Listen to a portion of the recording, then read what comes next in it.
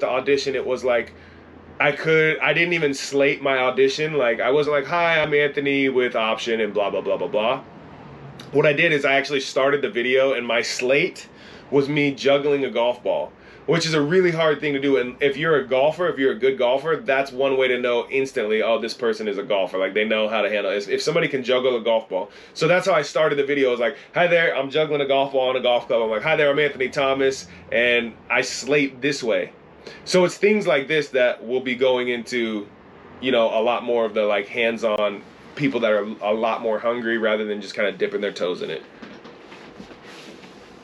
I feel like that in itself, you know what I mean, like you were saying, because if you're already wearing the colors, it's much easier for them to associate you with the brand and what they're doing. That's exactly right. They're like, oh wow, he's like, I wonder if he actually did that. It's much cool. Yeah, it's like that little extra step of like of personal touch, you know what I'm saying, that's gonna set you apart versus somebody that wears whatever shit that they had that they were just putting together.